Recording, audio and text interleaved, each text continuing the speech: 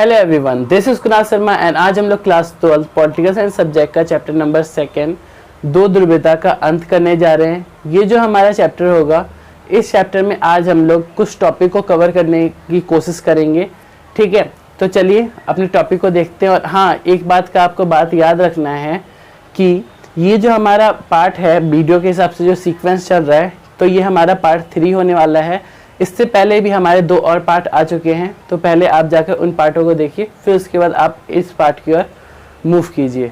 ठीक है, तो चलिए अपने टॉपिक को शुरू करते हैं। तो मैंने यहाँ पे सबसे पहला टॉपिक लिया है, वो है हमारा मध्य एशिया। अब आपको एक चीज़ पता होना चाहिए, रूस और अन्य जितने भी देश है जो सोवियत संघ में शामिल थे, ठीक है, वहाँ के जो राष्ट्रपति थे उनको कार्यपालिका का प्रमुख बना दिया जाता है। ठीक है, उनको कार्यपालिका का प्रमुख बना दिया जाता है। अब कार्यपालिका का प्रमुख भी राष्ट्रपति को बना दिया गया है। इसके अलावा क्या होता है, उसके हाथों में शक्तियां भी दे दी जाती है। किसके हाथों में? राष्ट्रपति के हाथों में। अब राष्ट्रपति के हाथों में शक्तियां भी दे दी जाती है, तो क्या होता है, वहां की जो संसद होती है वो कमजोर हो जाती है। ठीक है, तो ये चीज आपको याद रखना है। इसके अलावा मध्य एशिया के देशों में जो संविधान होता है वो बहुत ही हड़बड़ी में बना दिया जाता है। मध्य एशिया के देशों में जो संविधान होता है बहुत ही हड़बड़ी में बना दिया जाता है। इसके अलावा कुछ राष्ट्रपतियों को ज्यादा शक्तियां दे दी जाती है। और क्या होता है, तुर्कमेनिस्तान और उज्बेकिस्तान, ये जो 2 हमारे देश है, यहाँ के जो राष्ट्रपति होते हैं ये अपने लिए क्या करते हैं, 10 साल के लिए तो राष्ट्रपति पद का बहाली निकलता है ना, तो उसी तरीके से ये लोग 10 साल के लिए राष्ट्रपति बन जाते हैं। ठीक है, तुर्कमेनिस्तान और उज्बेकिस्तान के राष्ट्रपति। फिर ये लोग क्या करते हैं, अपने आप के लिए 10 साल और पद को बढ़ा लेते हैं। ठीक है, 10 साल और अपने पद को इंक्रीज कर लेते हैं। और फिर उसके बाद क्या होता है, क्या ये लोग तो ना इसका कोई विरोध ना कर सके या फिर कोई जनता इस पे प्रोटेस्ट ना कर सके, इसके लिए राष्ट्रपति तो ना पहले से ही विरोध पर प्रतिबंध लगा देते हैं। ठीक है, मतलब विरोध की अनुमति नहीं देते, ऐसा आप समझो। ठीक है, और सोवियत संघ में शामिल जितने भी देश थे वो करीब 10 साल बाद, सोवियत संघ में जितने भी देश शामिल थे, हमारे 15 गणराज्य उसमें शामिल थे। ठीक है, वो जो 15 गणराज्य थे उसमें आपका रसिया है, यूक्रेन है, जॉर्जिया है, बेलारूस है, मालडोवा है, उज्बेकिस्तान है, तजाकिस्तान है, किर्गिस्तान है और भी कई देश है। ठीक है, तो ये जितने भी हमारे देश है सोवियत संघ में ये जो शामिल थे, तो 10 साल बाद क्या होता है, ये अपनी अर्थव्यवस्था में खड़ा होना आरंभ कर देते हैं। करीब ये 2000 में अपनी अर्थव्यवस्था में खड़ा होना आरंभ कर देते हैं। ये चीज़ आपको याद रखना है। इसके साथ साथ क्या होता है, ये जितने भी देश है, ये अर्थव्यवस्था में इनका जो डेवलपमेंट होता है, विकास जो होता है, इसका क्या रीजन होता है, ये चीज आपको जानना बहुत जरूरी है। मतलब जो रूस है और अन्य देश जितने भी है, ठीक है, रूस और 14 और गणराज्य जो है, ये अपनी अर्थव्यवस्था में विकास का क्या इनका कारण होता है, इनकी अर्थव्यवस्था के विकास का क्या कारण होता है, ये चीज आपको समझना है। आपके पेपर के पॉइंट ऑफ व्यू से ये बहुत ही इंपॉर्टेंट क्वेश्चन जैसा होने वाला है। तो इसकी अर्थव्यवस्था के विकास का जब हम लोग कारण बताएंगे तो वह है खनिज। अब खनिज का मीनिंग क्या है, खनिज के अंदर हमारे तेल आते हैं, प्राकृतिक गैस आती है, ठीक है, और प्राकृतिक संसाधन जिसमें आपके धातु, ये जितने भी चीज है, तेल, प्राकृतिक गैस, प्राकृतिक संसाधन, इन सभी चीजों का ये जितने भी देश है ये लोग एक्सपोर्ट करना शुरू कर देते हैं। ठीक है, एक्सपोर्ट मतलब कि निर्यात करना शुरू कर देते हैं, तो उससे उनको आमदनी आती होगी, तो उनका देश तो विकसित होगा, है ना, समझ रहे हो ना। इसके अलावा तेल तथा गैस के बड़े उत्पादक देश जिसमें हम लोग का है रूस, कजाकिस्तान, तुर्कमेनिस्तान, उज्बेकिस्तान और अजरबैजान, ये जो है तेल और गैस के बहुत ही बड़े उत्पादक देश है। ठीक है, तो होता क्या है, इनका तो बहुत प्रॉफिट हो रहा है। ठीक है, जो तेल और गैस का जो उत्पादक देश होगा उनका तो प्रॉफिट होगा। उसके साथ साथ जो और भी देश है वह उनके यहाँ से अगर तेल का पाइपलाइन गुजरेगा तो क्या होता है, अगर किसी के जमीन से हम लोग कोई चीज गुजारते हैं ना, तो उसके बदले उसको किराया मिलता है। सेम उसी तरीके से जिस देश के जिस कंट्री से वो पाइपलाइन गुजरेगा वहां से भी तो उस कंट्री को उसका किराया नहीं मिलेगा। ठीक है, तो उससे उन देशों का भी विकास होना शुरू हो जाता है। ठीक है, तो ये सब हमारे कारण होंगे उन देशों के विकास के, मतलब रूस के और अन्य देशों के विकास के कारण होंगे ये सब। ठीक है, ओके एवरीवन। तो अब हम लोग देखते हैं, जब सोवियत संघ हमारा नहीं टूटा था, ठीक है, जब हमारे नए गणराज्य नहीं बने थे, जब हमारे नए देशों का उदय नहीं हुआ था, तो उस समय भारत और सोवियत संघ के संबंध, मतलब 1991 से पहले भारत और सोवियत संघ के संबंध किस प्रकार के थे, अब हम लोग उसको देखते हैं। तो भारत और सोवियत संघ के जो संबंध है वो बहुत ही बहुआयामी है। बहुआयामी मतलब होता है कई क्षेत्रों में फैला हुआ। ठीक ठीक है, इसको कहते हैं हम लोग बहुआयामी। इसके अलावा भारत और सोवियत संघ के जो संबंध है वो बहुत ही गहरे हैं, ठीक है, इन दोनों के जो रिश्ते हैं बहुत ही ज़्यादा गहरे हैं, इनके संबंध बहुत गहरे हैं। और हम लोग अगर बात करें तो सोवियत संघ भारत का हरदम ही मददगार रहा है। अगर हम लोग बात करें आर्थिक संबंध की, तो आर्थिक संबंध में अगर हम लोग देखें तो भारत के सार्वजनिक क्षेत्र की कंपनियों को सोवियत संघ द्वारा हरदम ही मदद की गई है, ठीक है। इसके अलावा इस्पात कारखानों को तकनीकी सहायता सोवियत संघ के द्वारा दी गई है, जो कहाँ पर है, ये हमारा भिलाई, बोकारो और विशाखापट्टनम में स्थित है, ठीक है। इसके अलावा अगर हम लोग बात करें, जब भारत विदेशी मुद्रा की कमी से जूझ रहा था तो उस समय भारत को कोई भी मदद करने वाला नहीं था, ठीक है। उस समय जो सोवियत संघ था वो रुपए को ही माध्यम बनाकर, जो भारत की करेंसी है रुपए, उसी को माध्यम बनाकर वो क्या करता है, भारत से व्यापार करता है, ठीक है, सोवियत संघ करता है, ठीक है। ये चीज आपको याद रखना है।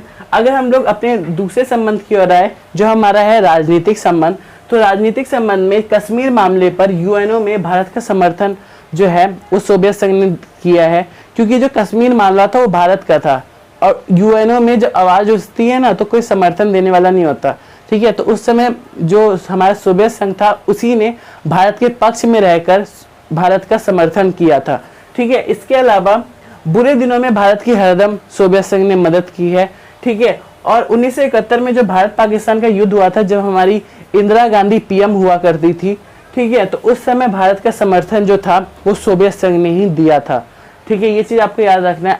अब अगर हम लोग भारत का सोवियत संघ से सैन्य संबंध के बारे में बात करें तो सैन्य संबंध बहुत ही अच्छा रहा है भारत के साथ सोवियत संघ का। अगर हम लोग बात करें तो सोवियत संघ के द्वारा भारत को हथियार, ठीक है, साजो सामान जितने भी होते हैं वो सब दिया गया है सोवियत संघ के द्वारा। और ऐसे समय पर सैन्य सहायता दी गई है जब भारत को कोई मदद ही नहीं करना चाहता था, ठीक है, जब भारत को कोई सहायता ही नहीं देना चाहता था, उस समय सोवियत संघ ने भारत की सहायता की है, ठीक है। और भारत और सोवियत संघ ने कई समझौते किए हैं। उन समझौते के कारण हुआ क्या है, भारत अब सैन्य उपकरण बनाने में अब सफल रहा है, ठीक है। तो ये सब हम लोग कह सकते हैं कि सैन्य संबंध भी बहुत ही ज़्यादा अच्छे थे। अगर हम लोग भारत और रूस के सांस्कृतिक संबंध की बात करें तो भारत और रूस के सांस्कृतिक संबंध भी बहुत अच्छे रहे हैं। इसके साथ साथ सांस्कृतिक संबंध दोनों देशों के बीच बहुत ज़्यादा ही मजबूत रहे हैं। इसके अलावा फिल्मी जितने भी हमारे हिंदी फिल्म हैं वो हिंदी फिल्म जो है सोवियत संघ में बहुत ज़्यादा लोकप्रिय है।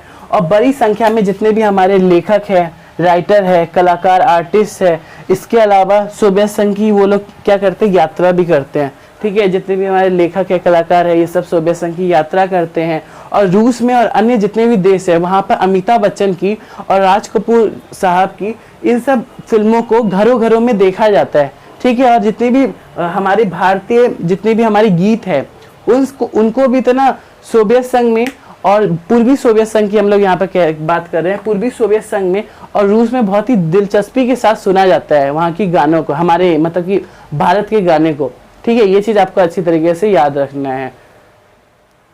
ओके एवरीवन, तो अब हम लोग देखते हैं संघर्ष और तनाव। तो संघर्ष और तनाव में पूर्वी सोवियत संघ के जितने भी देश है, जिसमें हमारे रसिया, बेलारूस, मोल्डोवा, यूक्रेन है, इन सभी देशों ने संघर्ष वाले देश थे। ये सब जो ये देश है ये सब संघर्ष वाले देश थे। इन देशों ने गृह युद्ध को झेला था। ये जितने भी देश है इन सभी देशों ने गृह युद्ध को झेला था। इसके अलावा जो रूस के 2 गणराज्य में क्या होता है, हिंसक अलगाववादी आंदोलन हो जाता है। मतलब कहते हैं कि हमारा देश अलग कर दो। वो जो देश होते हैं वो हमारा होता है चेचन्या और दागिस्तान। 1 मार्क्स के लिए बहुत इंपॉर्टेंट क्वेश्चन है ये, ठीक है, इंपॉर्टेंट क्वेश्चन है 1 मार्क्स के लिए, ठीक है, पेपर में बहुत आता है ये वाला क्वेश्चन। अब हम लोग देखते हैं मास्को का चेचन विद्रोहियों से निपटना।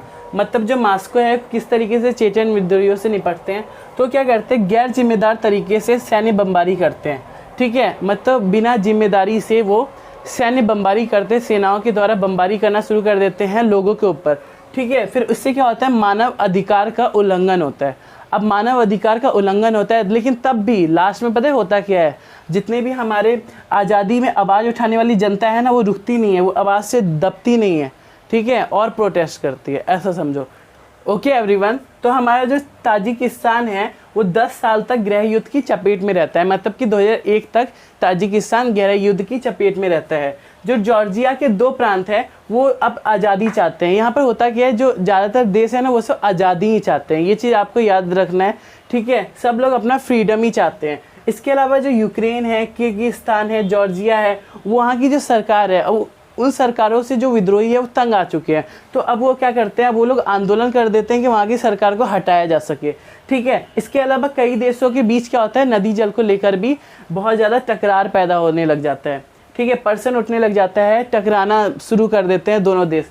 ठीक है, अस्थिरता का माहौल बन जाता है, आम आदमी का जो जीवन होता है वो बहुत ही ख़राब होने लग जा रहा है। ठीक है, ऐसा भी हो रहा है। ठीक है, इसके अलावा मध्य एशिया में पेट्रोलियम का तो बहुत बड़ा भंडार है।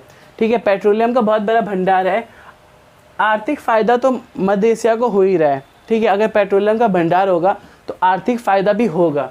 लेकिन होता क्या है, अन्य तेल कंपनियों के साथ जो मध्य एशिया है उसका कंपटीशन भी बढ़ जाता है, प्रतिस्पर्धा भी बढ़ जाता है। ठीक है, ये चीज़ आपको समझना है। पूर्वी यूरोप में हमारा एक देश है चेकोस्लोवाकिया। ये जो देश है ये शांतिपूर्वक दो देशों में टूट जाता है, एक बन जाता है चेक, एक बन जाता है स्लोवाकिया। ठीक है, ये 1 मार्क्स के लिए बहुत ही इंपॉर्टेंट क्वेश्चन है, ये आपको याद रखना है। बोर्ड एग्जाम में ये आने का चांसेस इसका सबसे ज़्यादा होता है। ठीक है, अब हम लोग ओके एवरीवन, तो अब हम लोग ये देखते हैं भारत और रूस के संबंध किस तरीके के हैं। तो अगर भारत और रूस के संबंध की अगर हम लोग बात करें तो दोनों के संबंध बहुत ही ज़्यादा मधुर है। एक चीज़ आपको याद रखना है, इससे पहले मैंने जो बताया था वो बताया था भारत और सोवियत संघ के संबंध, और ये यहाँ पर बताया जा रहा है आपको भारत और रूस के संबंध। तो दोनों अलग अलग है। ठीक है, दोनों सेम नहीं है, ये आपको याद रखना है। ठीक है, तो दोनों के संबंध बहुत ही मधुर है। ठीक है, इसके अलावा हमारे संबंध हमेशा मजबूत रहे हैं रूस के साथ। हमारे जो संबंध है वो हमेशा मजबूत रहे हैं। रूस हमारा हरदम सच्चा मित्र रहा है, हमेशा भारत की मदद की है रूस ने। ठीक है, कभी हथियार देकर तो कभी क्रायोजेनिक रॉकेट देकर, जो अंतरिक्ष उद्योग में हमारा क्रायोजेनिक रॉकेट काम आता है उसमें भी देकर, ठीक है, मदद की है रूस ने। इसके अलावा वैज्ञानिक जो हमारे और रूस के हैं, ये दोनों एक प्रकार से मित्र है। ठीक है, साझीदार है, ये आपको याद रखना है। दोनों का एक ही सपना है, बहुद्रव्य विश्व। ठीक है, दोनों का एक ही सपना है, बहुद्रव्य विश्व। मतलब दोनों चाहते हैं विश्व बहुद्रव्य हो, मतलब विश्व में कई शक्तियाँ मौजूद हो। ठीक है, और सुरक्षा का सामूहिक जिम्मेदारी हो, अंतर्राष्ट्रीय झगड़ों का बातचीत से निपटारा हो। ठीक है, मतलब अंतर्राष्ट्रीय झगड़े जितने भी होंगे उन सब चीज़ों का बातचीत से निपटारा हो जाए। ठीक है, ऐसा चाहते हैं दोनों के दोनों देश। इसके अलावा दोनों के बीच हमारे समझौते भी हुए हैं, जिसमें क्या है 2001 में दोनों के बीच 80 द्विपक्षीय समझौते हुए थे। ठीक है, ये दस्तावेज में होता है। ठीक है, 80 द्विपक्षीय समझौते हुए हैं। दोनों देशों द्वारा रक्षा व्यापार के क्षेत्र में समझौते किया गया है। ठीक है, ये आपको याद रखना है। अगर हम लोग व्यापार में बढ़ोतरी की बात करें तो दोनों के बीच पुराने समय से ही व्यापार होता जा रहा है। ठीक है, भारत रूस के हथियारों का दूसरा सबसे बड़ा खरीदार है। ठीक है, जो भारत है वो रूस का दूसरा सबसे बड़ा खरीदार है। एक प्रकार से यहाँ पर जो प्रॉफिट हो रहा है वो हमारा रूस का हो रहा है। ठीक है, रूस का यहाँ पर प्रॉफिट हो रहा है क्योंकि उसका वो खरीदार है, इसीलिए। इसके अलावा जो रूस है वो भारत का हरदम ही मददगार रहा है। ठीक है, जब भारत को तेल का संकट हो रहा था, तेल के संकट के समय भारत का रूस ने ही सहायता किया था। ठीक है, तो यही था हम लोग का पूरा टॉपिक। ठीक है, अगर आपको ये वीडियो इन्फॉर्मेटिव और अच्छा लगे तो आप कमेंट करके ज़रूर बताएं कि ये वीडियो किस तरीके का बना, और अपनी तरफ से एक लाइक ज़रूर कीजिए। धन्यवाद।